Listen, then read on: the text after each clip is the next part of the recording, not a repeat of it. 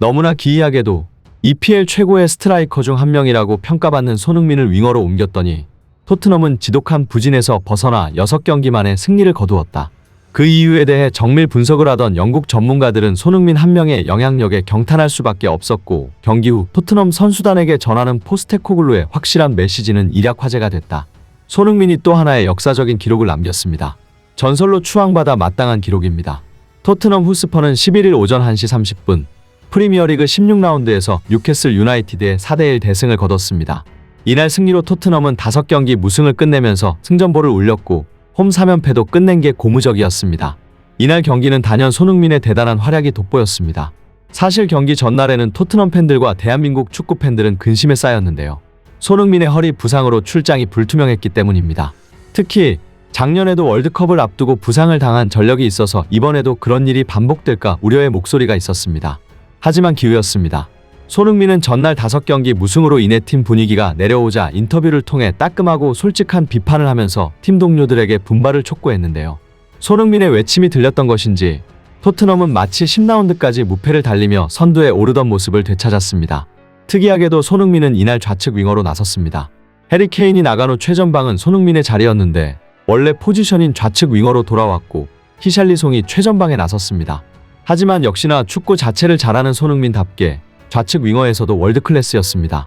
손흥민은 한 골 2도움을 기록했는데 초반 토트넘이 분위기를 잡을 때 우도지 히샬리송에게 정확한 패스를 주며 손흥민이 도움을 올린 게 토트넘에 큰 힘이 됐습니다.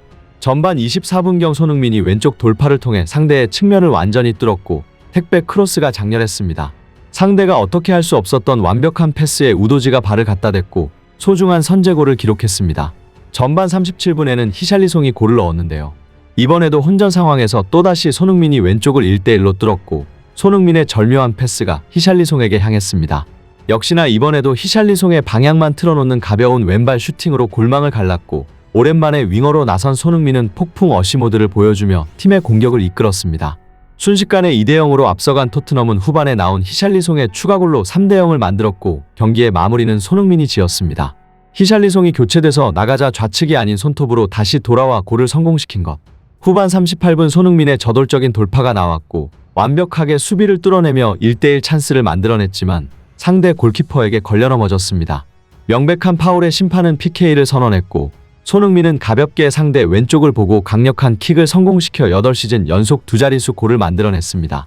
그런데 이날 경기가 시작됐을 때 손흥민의 포지션을 본 축구 팬들은 놀랄 수밖에 없었는데요. 그도 그럴 것이 원톱 손흥민에 대한 포스테코글루 신뢰는 절대적이었고 EPL 내에서도 최고 수준의 원톱 스트라이커라고 평가받는 선수였기 때문입니다. 그렇다면 포스테코글루는 왜 손흥민을 원톱이 아닌 윙어로 출전시킨 것이고 왜 손흥민이 윙어로 나서자 토트넘은 무려 6경기 만에 승리를 할 수 있었던 걸까요? 이는 포스테코글루 감독의 전술적 특징을 이해해야 할 필요가 있는데요. 사실 토트넘이 6경기 동안 승리를 거두지 못할 때 많은 문제점들이 있었지만 가장 큰 문제는 바로 양쪽 윙어들이었습니다. 포스테코글루 감독은 양쪽 윙어를 넓게 벌리는 전술을 쓰고 그로 인해 양쪽 윙어에게는 넓은 공간이 생기게 됩니다. 즉 이 말을 달리하면 토트넘의 공격의 기회 창출은 양쪽 윙어의 기량에 달려있다는 말이 되는 겁니다. 하지만 지난 경기들을 보면 양쪽 윙어들은 아무런 기회를 창출하지 못했습니다. 클로셉스키는 천금 같은 역습 찬스에서도 템포를 죽이기 일쑤였고 손흥민에게 좋은 패스 하나 건네주지 못했으며 브레넌 존슨도 기회 창출에서 아쉬운 모습을 보여줬죠. 포스테코글루 전술은 양쪽 윙어가 핵심인데 말 그대로 양쪽 윙어들이 아무것도 하지를 못했고 자연스럽게 중앙에 위치한 손흥민은 고립될 수밖에 없었습니다. 그나마 메디슨이 있었을 때는 창의적인 패스가 가능했기 때문에 양쪽 윙어가 아니더라도 메디슨 쪽에서 기회 창출이 많이 됐는데 메디슨이 없으니까 공격이 아예 되질 않는 수준이었습니다. 오죽하면 지난 몇 경기에서 콘테 축구가 보였을 정도였고 클로셉스키가 허구한 날 찬스를 날려먹는 것에 분노한 팬들은 클로셉스키를 선발해서 제외해달라고 소원을 빌기도 할 정도였습니다.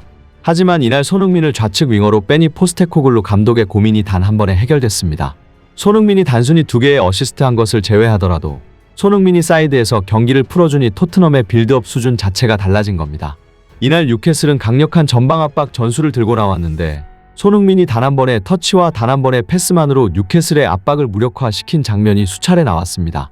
윙어로 나선 손흥민은 클로셉스키처럼 공을 질질 끄는 게 아니라 간결한 원터치 패스로 상대의 압박을 풀어냈고 좋은 위치에 자리하고 있는 동료들을 귀신같이 찾아내 빠른 패스를 전달하여 빌드업을 수월하게 했습니다. 실제로 이날 전반전 거의 모든 공격이 윙어로 나선 손흥민의 발끝에서 시작됐고 빅찬스 메이킹 4회를 기록했으며 볼경합은 무려 7회나 성공했습니다.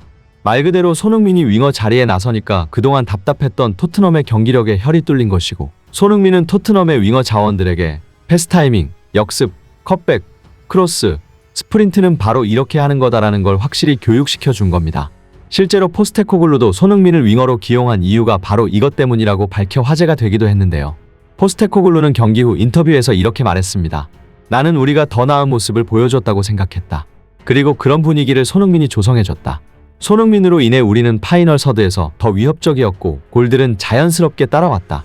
내가 손흥민을 윙어로 바꾼 이유는 우리에게 오는 대부분의 기회가 사이드에서 나오기 때문이다. 그는 경기장 안에서 좋은 리더십을 보였고 선수들은 손흥민의 활약을 똑똑히 지켜봤을 것이다. 즉 팀 내에서 최다 득점을 하고 있는 손흥민을 원톱이 아닌 윙어로 기용한 것은 선수단에게 나의 축구는 손흥민처럼 하는 것이다 라는 메시지를 확실히 전달하기 위했던 겁니다. 오죽하면 이날 손흥민의 축구 교실을 접한 현지 팬들은 이런 반응을 보이기도 했습니다. 소니가 우리의 장애인들을 돕기 위해 노력했다라고 말이죠. 그만큼 그동안 원톱의 손흥민에게 좋은 패스 하나 건네주지 못했던 선수들에게 불만이 있었다는 겁니다. 그렇다면 여기서 자연스럽게 궁금해지는 게 있는데 과연 손흥민을 톱이 아닌 윙어로 계속 써야 하는 것일까요? 몇몇 전문가들은 그렇지 않다고 답했습니다. 왜냐하면 손흥민을 윙어로 쓰기에는 톱으로서 가진 재능이 너무나도 아깝다는 겁니다. 오늘 경기도 보면 손흥민이 윙어로 나와서 토트넘 공격에 혀를 뚫어주긴 했지만 이것의 심각한 딜레마가 뭐냐면 손흥민이 윙으로 뛸 때는 터치라인에서만 플레이한다는 겁니다. 앞서도 말했지만 포스테코글루 감독은 양쪽 윙어를 넓게 벌리는 전술을 쓰기 때문입니다. 손흥민이 터치라인에만 존재한다는 것은 항상 골대와 멀리 떨어져 있다는 것을 의미하고 이것은 100% 조력자 역할에만 집중해야 한다는 것을 의미합니다. 그런데 팀 내에서 가장 골을 많이 넣고 가장 골 결정력이 좋은 선수를 이렇게 쓰는 건 심각한 낭비라는 거죠. 이날 경기를 보면 손흥민이 혼자 수비를 다 찢어도 결국 할 수 있는 건 컷백이고 하프 스페이스로 접고 슈팅을 날리기엔 그 공간에 수비가 너무나도 많이 포진해 있습니다. 실제로 오늘 손흥민은 윙으로 뛸 때 골을 넣을 수 있을 만한 상황이 단 한 번도 없었는데 다시 원톱으로 자리를 옮기자마자 혼자서 15분 만에 PK를 만들어내 골을 넣었습니다. 특히 PK골 말고도 원톱 손흥민의 재능을 적나라하게 보여준 장면도 나왔는데 중앙에 위치한 손흥민이 순식간에 수비 2명을 벗겨내고 좋은 슈팅 찬스를 잡아내는 장면이었습니다. 손흥민이 윙어로 뛸 때는 수비 2명을 벗겨내도 결국엔 컷백을 해야 하는데 원톱으로 뛸 때는 수비 2명을 벗겨내면 바로 좋은 골 찬스가 나오는 겁니다. 이러니까 전문가들은 결국 손흥민을 윙어로 쓰는 건 재능 낭비라고 하는 겁니다. 물론 그 윙어 역할도 토트넘 역대 어시스트 1위를 찍은 손흥민이 제일 잘하긴 하지만 말이죠. 오죽하면 영국 현지에서는 토트넘의 제일 큰 문제는 손흥민이 패스하고 손흥민이 못 받는다는 것이라는 말까지 우스갯소리로 나왔습니다.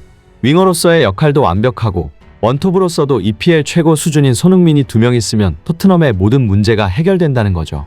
영국 현지에서는 당분간 메디슨이 돌아올 때까지는 손흥민이 윙어에서 계속 출전할 것이라고 내다봤는데요. 아무쪼록 원톱 손흥민의 재능이 낭비되지 않게 포스테코글루 감독이 올바른 방향으로 팀을 이끌어주길 바랍니다. 끝까지 시청해주셔서 감사합니다. 구독과 좋아요는 영상 제작에 큰 힘이 됩니다.